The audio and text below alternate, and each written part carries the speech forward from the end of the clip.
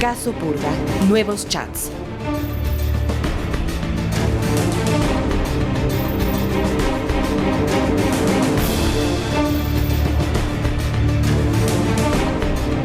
Dentro del caso Purga, Mayra S. mantuvo conversaciones con un usuario a quien le contó cómo habrían sido los últimos minutos de vida del narcotraficante Leandro Norero.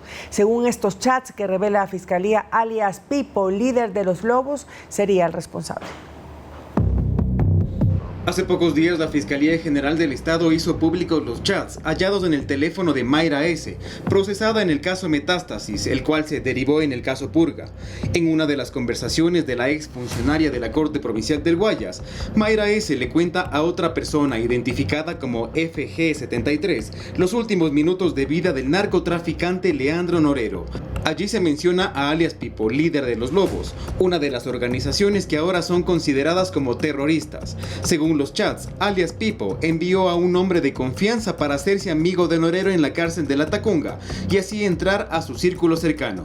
Entonces este muchacho quedó agradecido con Norero y él así lo creyó.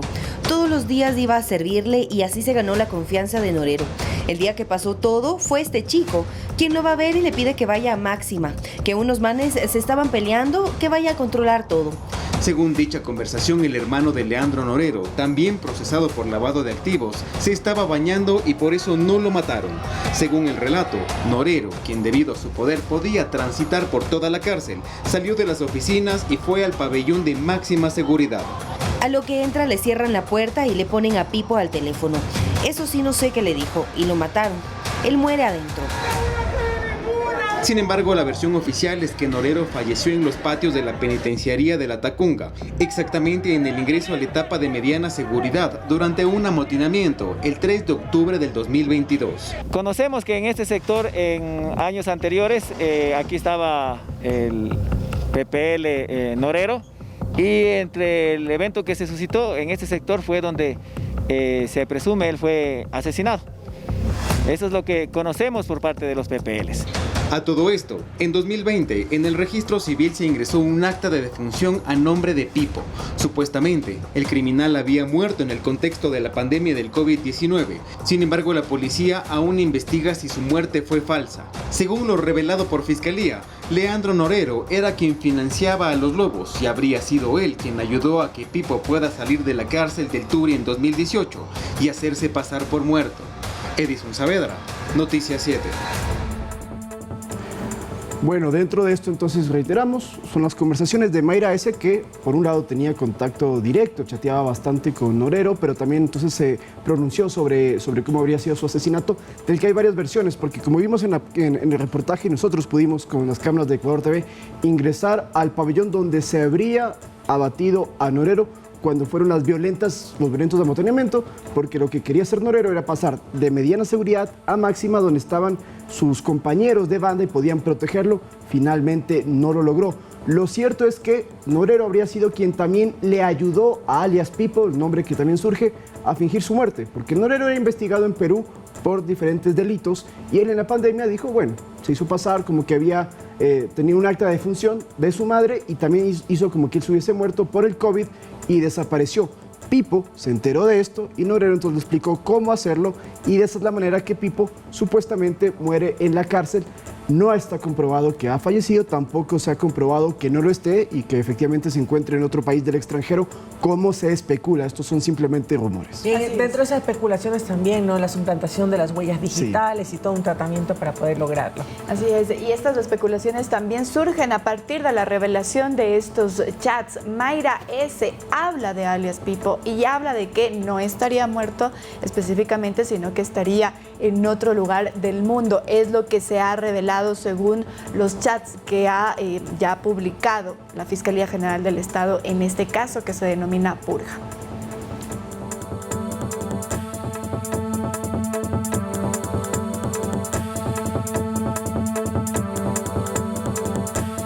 Por una unanimidad, el Pleno del Consejo de la Judicatura resolvió remover del cargo a la fiscal Yanina B. tras estar involucrada en el caso Metástasis. La moción para separar a la fiscal del Guayas la presentó Álvaro Román tras un pedido de la fiscal general Diana Salazar conforme a las investigaciones del caso.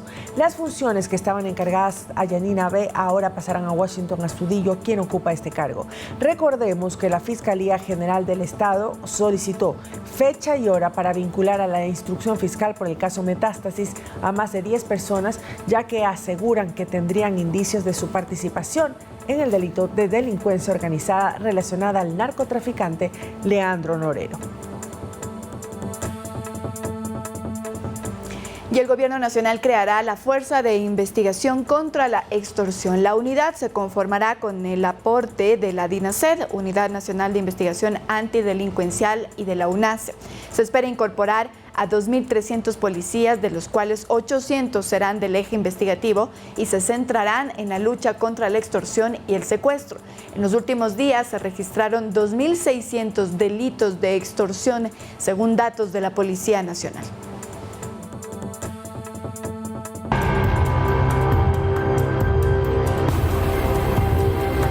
Pornografía infantil.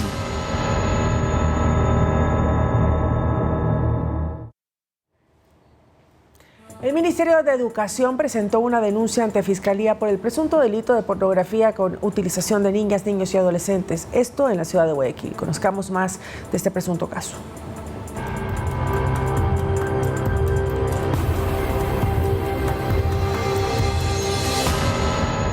Lo dijo en una entrevista a medios de comunicación. Un grupo chat o de un grupo de adolescentes que son de distintos colegios, donde ellos se mensajean y alardean y se vanaglorian de que acaban de violar a fulana de tal, a tal niña, y luego pasan entre ellos, se pasan videos.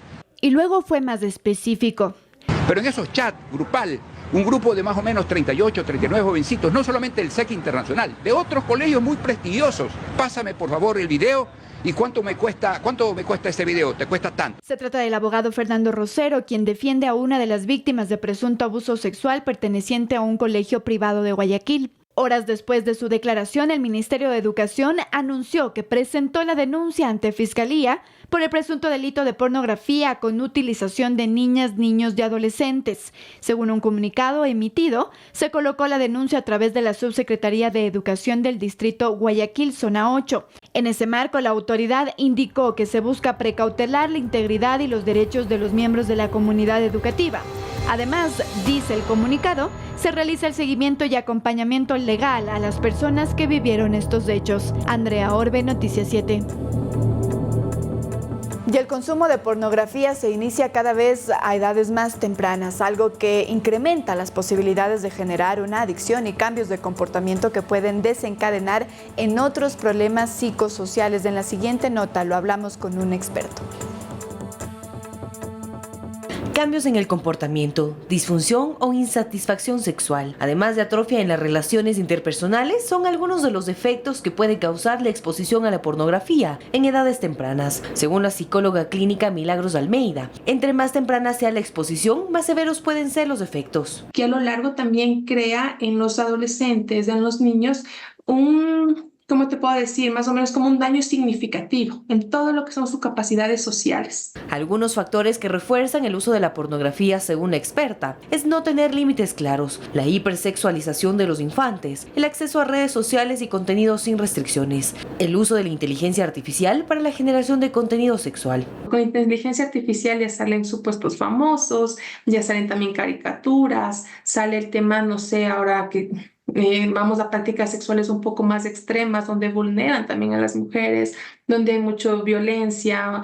¿Cómo se genera una adicción? Cuando la dopamina se libera en cantidades poco usuales de manera excesiva, se altera el sistema de recompensa, el proceso de obtener gratificación. Y es aquí donde entra el uso desmedido y la sensación de cada vez querer más. La pornografía lleva esta curiosidad excesiva. Como te decía, en algunos casos puede también desencadenar adicciones que te llevan a tengo que cometer el acto, tengo que saber cómo se siente. Al igual que Almeida, la especialista en psiquiatría Andrea Wandermeer Recomienda a padres y docentes educar a través de la información a niños y adolescentes sobre sexualidad. Debemos saber en qué momento de la vida y qué términos utilizar con ellos para que la comprensión sea mucho más fácil.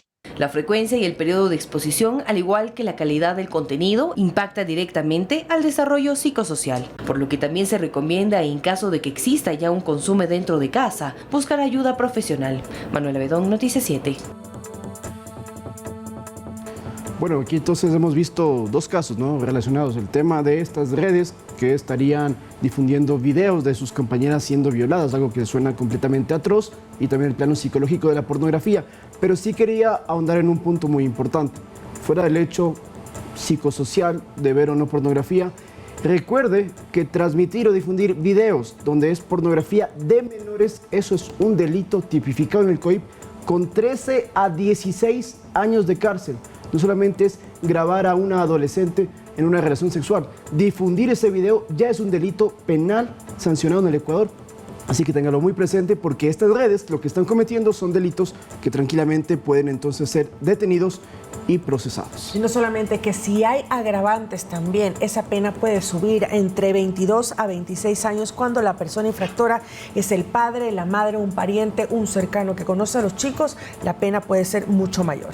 Así es, y nuevamente reitera, no es una cosa de broma, digamos, se había revelado que hay estos chats en donde los mismos estudiantes comparten fotografías de sus compañeros. Esto está penado aquí en el Ecuador, es un delito grave. Y un consejo más a los padres, si me permiten. Revisen las redes sociales de sus hijos, sobre todo en Instagram, incluso las historias que se publican en Instagram, porque conocemos que hoy en día los jóvenes, por ejemplo, comparten fotografías de sus compañeras en lencería, en ropa interior, a veces compartidas por las propias chicas, se los pasan a los adolescentes y ellos lo difunden. Es lo que hemos podido conocer en algunos colegios. Revise los celulares y revise el contenido que sus hijos entonces publica y comparten en las redes sociales para evitar que estas redes sigan creciendo.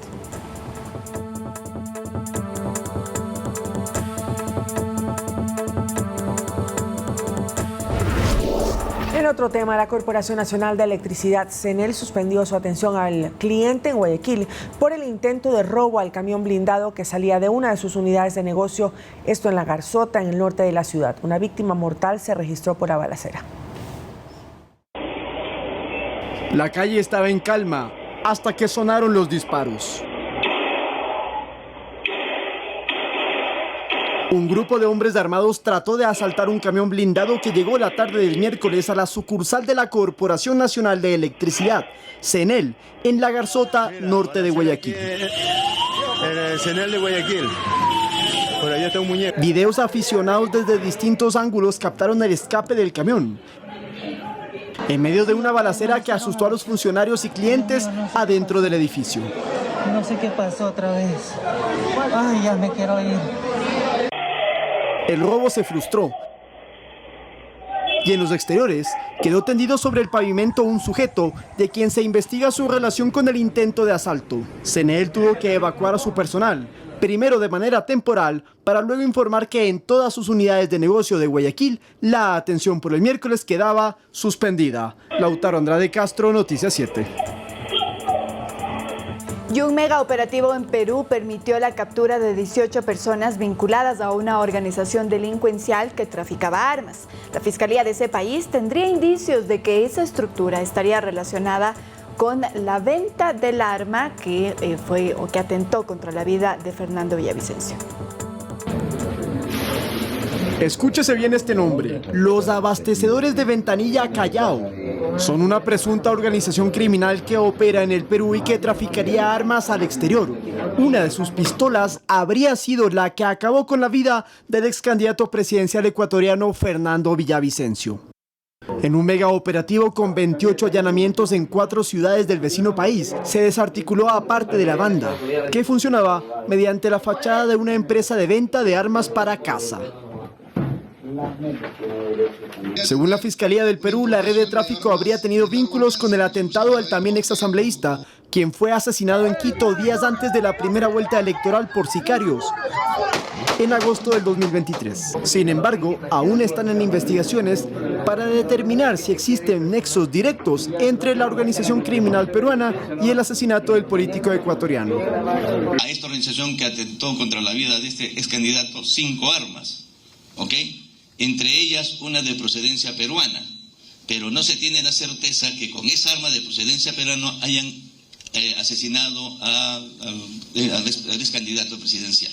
Lo cierto es que este golpe en Perú permitió la incautación de más de 250 armas, entre pistolas, carabinas y escopetas. Ello mientras en el Ecuador se continúa con la investigación de este caso y en la Asamblea Nacional, la Comisión Ocasional por el Asesinato del ex candidato llamó a comparecer a la cápsula policial que lo acompañó hasta el día de su muerte.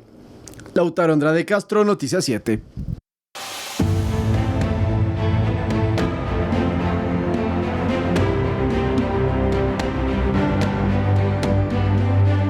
Primer debate de la ley turística. La Asamblea tiene previsto para este jueves analizar en primer debate la propuesta de ley que impulsará la dinámica turística en el país. Existe expectativa por saber si el Pleno de la legislatura acogerá los cambios propuestos por la Comisión de Desarrollo Económico. Este jueves el Pleno Parlamentario analizará en primer debate el informe de la quinta ley del Ejecutivo enviada con el carácter de urgente en materia económica. Se trata de aquella que apunta al incentivo del turismo y fomento del empleo mediante la ejecución de varias reformas en distintos cuerpos normativos. Entre algunas propuestas, la Comisión de Desarrollo Económico propone que de manera permanente el presidente de la República disponga la disminución del IVA durante los feriados en consumos netamente turísticos, una deducción adicional del 50% del impuesto a la renta en gastos de seguridad que hagan las empresas relacionadas al quehacer turístico. Legisladores solicitaron que en el informe se establezcan medidas de apoyo a provincias que tienen potencial turístico y que no reciben la suficiente promoción. Es el caso de Loja y de su Festival de Artes Vivas, por ejemplo. Pero queremos que se considere un capítulo dentro de este informe que reforme la ley que institucionaliza el Festival Internacional de Artes Vivas, porque no solamente está institucionalizado por decreto, sino por una ley.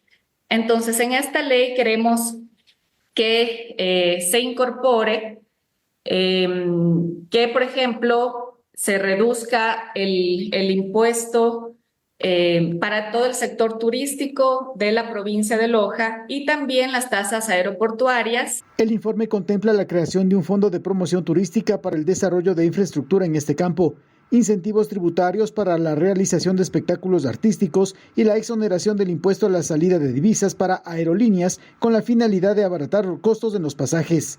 Cuando se habla de eliminar un ICD o de apoyar a las aerolíneas nacionales e internacionales, esta reducción sí es muy positiva porque va a fomentar una sana competencia y permite, por supuesto, con un resultado a corto o mediano plazo, una reducción del costo de los pasajes aéreos. Refinanciamiento de créditos con la banca privada y el IES para operadores turísticos, mejorar las condiciones de seguridad en el transporte de turismo, son, entre otros, los temas planteados en esta propuesta de ley.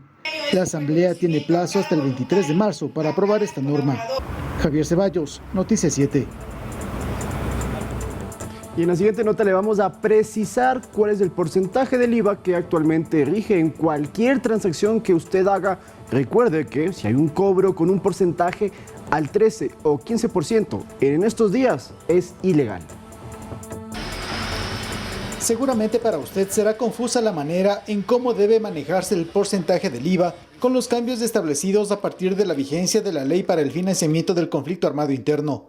Sobre este tema, varios puntos por precisar. El primero, desde la presente fecha hasta el 31 de marzo, el IVA se mantiene en el 12%. Napoleón Santamaría, analista de temas tributarios, es claro en precisar que cualquier cobro con un monto adicional en este tributo es ilegal. Sería un acto reñido con la ley porque calificaría como una especulación en la fijación de precios y esto está sancionado por la ley, no solo con el decomiso de la mercancía, sino también con el cierre del expendio del local comercial que está practicando estas cosas y hasta con las acciones penales, es decir, la presión de los comerciantes. Aquellos contribuyentes, aquellos que retienen incluso en la fuente, aquellos comerciantes, los ciudadanos como tales, de que sepan que hasta antes de abril no se puede elevar el IVA y por tanto no puede generarse un efecto de especulación anticipado. Es más, para el feriado de Semana Santa, que son los días viernes 29, sábado 30 y domingo 31 del presente mes, el IVA bajará 4 puntos, es decir, al 8% solamente para consumos de actividades turísticas. La ley le faculta al presidente para que de igual manera pueda bajar el IVA por determinados días y lo está haciendo en los días de feriado, viernes, sábado y domingo de Semana Santa. Entonces él está facultado a poder bajar el IVA y lo está haciendo, de lo que entiendo, para incentivar las compras del turismo. El incremento del IVA al 13% y posteriormente al 15%, si el Ministerio de Economía da su aval para ello, se aplicará a partir del 1 de abril, debido a que este impuesto tiene recaudación mensual. Javier Ceballos, Noticias 7. El Consejo de Participación Ciudadana y Control Social dispuso que la comisión encargada de la renovación parcial del Consejo Nacional Electoral avance con el proceso. Varios consejeros consideran unificar los concursos, pues en noviembre se debe hacer la renovación total de los 5 vocales del CNE. Una vez conocida la resolución de la Procuraduría que da luz verde para avanzar con la renovación parcial del Consejo Nacional Electoral, deberá ser la Comisión Ciudadana de Selección la que lleve adelante este proceso. Así lo resolvió el Consejo de Participación. También tenemos luz verde para poder no solamente avanzar el proceso, sino también ya con la designación.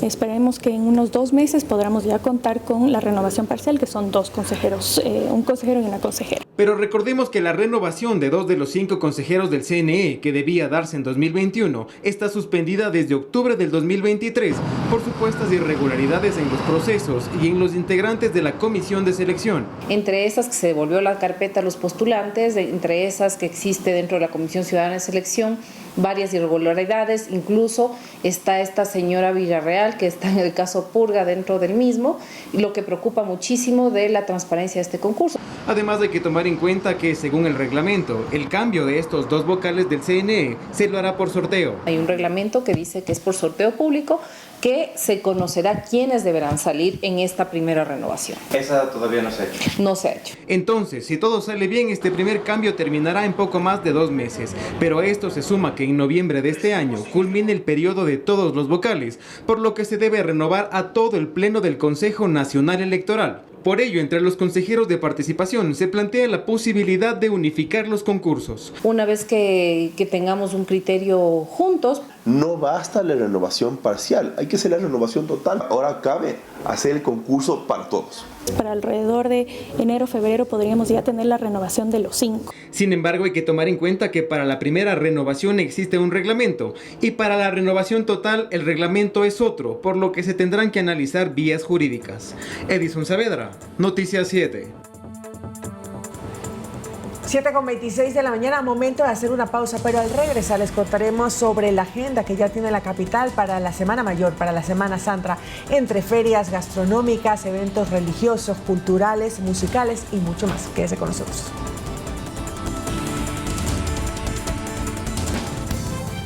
Pero antes de irnos, si usted está llevando a sus hijos a la escuela, tenga atención con el pico y placa. 7 y 8, dígitos 7 y 8 no pueden circular. Así que ahí en ese caso, llévelos en taxi a los pequeños para las escuelas y colegios. Recuerde, el pico y placa de 7 a 8 de la mañana, de 6 a 9 de la mañana, 7 y 8. Y de 16 horas a 20 horas, pico y placa todo este jueves. Placas 7 y 8, no se olvide.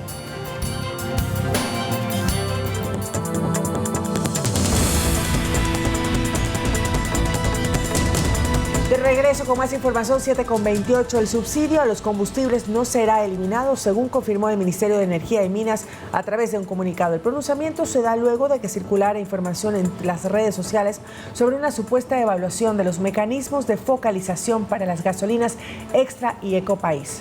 La cartera de Estado aclaró que no se ha tomado ninguna decisión sobre el subsidio, pero que se trabaja para que el servicio sea más eficiente.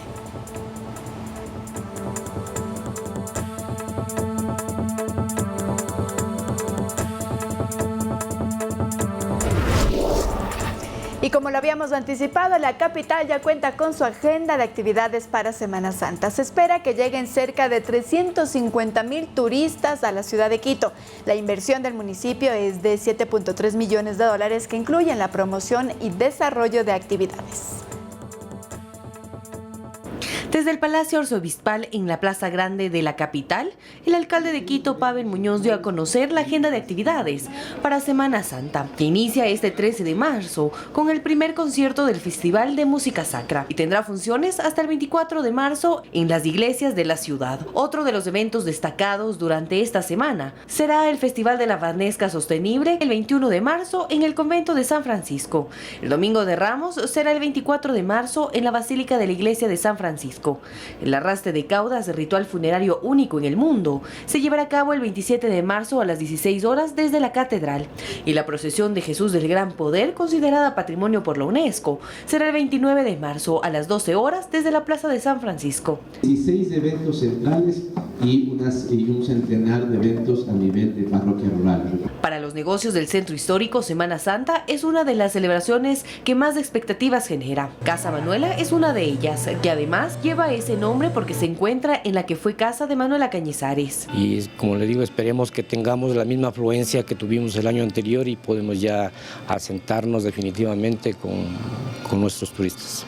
Cifredo Ventimilla, encargado del restaurante, agregó que la apertura del metro también ha impactado de manera positiva al flujo de clientes. Cuando se inauguró el metro, tuvimos bastante presencia de turistas, tanto extranjeros como nacionales. Durante la Semana Mayor en cuanto a seguridad, el comandante del distrito Manuela Sáenz, Germán León, indicó que se tendrán operativos con 5.700 efectivos, que estarán concentrados en puntos focalizados. Otra de las recomendaciones que se han dado para los que desean visitar el centro histórico durante estas fechas es que se utilice el transporte público. Además, se dio a conocer que el horario del metro de Quito se mantendrá en su horario normal, es decir, que de lunes a viernes será hasta las 11 de la noche y el fin de semana hasta las 10 de la noche. Manuela Bedón, Noticias 7.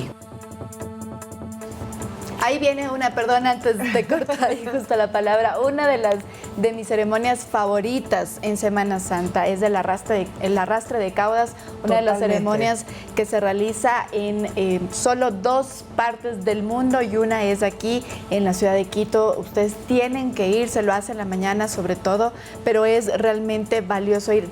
Está llena de significado, se lo hace siempre en la catedral, es una ceremonia en donde es simbólica mientras se está esperando, digamos, la resurrección, esto en la creencia católica de Jesucristo. Que creo que ya es Quito la única ciudad que se le está realizando, ya en ningún otro lugar. Ya ni siquiera en España, ya parece, ni siquiera en España. Y este arrastre de caudas, tomen nota, es el miércoles 27 de marzo para que puedan ir con tiempo y puedan llegar a esta celebración que, como mencionamos, es única. Y otra que me llama la atención también, un poco antes, es el 21 de marzo. Se realizará la premiación del concurso de Fanesca Sostenible, o sea que va a comer fanesca mucho el campo de la mesa. Esto será en el convento de San Francisco, en el centro. Más de 100 actividades están organizadas para la Semana Mayor. Hay miles de personas, ya lo escuchábamos, 350,000 personas que prevé el municipio que lleguen hasta la capital y nosotros a veces los capitalinos ni siquiera conocemos la procesión que se hace, una procesión que ha sido también pues declarada por la UNESCO como Patrimonio Cultural de la Humanidad. Así que si usted no ha ido a la procesión y aún piensa qué hacer en Semana Santa, yo le invito a que se quede como capitalino a ver esta procesión porque más allá, digamos, de este ritual de las creencias, es cultura también de la ciudad de Quito. Y como veíamos en pantalla, con la facilidad del metro, se puede entonces llegar de manera mucho más sencilla y más rápida al centro histórico y hacer una serie de actividades que hay. No se olvide que el feriado entonces es viernes 29 de marzo y que se suma con el sábado y domingo 30 y 31. Entonces cerraremos el mes con el feriado de Semana Santa. De Semana Santa. Y hay 7.500 establecimientos que ya están listos para recibir a todos los turistas, estos 350,000 que prevé la alcaldía. Y además la seguridad también es un punto clave importante en este sector. Estará a cargo de 5.700 policías y que tendrán adicional el apoyo de 2.000 agentes de tránsito y funcionarios municipales, que esto va a dar la seguridad, el aval para que todos puedan llegar a través del metro o de otra manera particular al centro de Quito y disfrutar de estos más de 100 eventos culturales y en otros casos religiosos, claro que sí, por la Semana Mayor. Y en Quito, ojo, porque vamos a presentarles también en los siguientes días la agenda cultural de otras ciudades. Por supuesto. Cuenca también es muy activa en estas fechas, Guayaquil ni se diga también, y lo mismo en otras partes de nuestro país, para que si usted entonces desea así conocer otra ciudad, si usted vive en Quito y quiere ir a otro lugar, pues pueda hacerlo, porque Semana Santa es un feriado tanto religioso, pero también como para compartir en familia y tener un momento de relajación de las actividades diarias.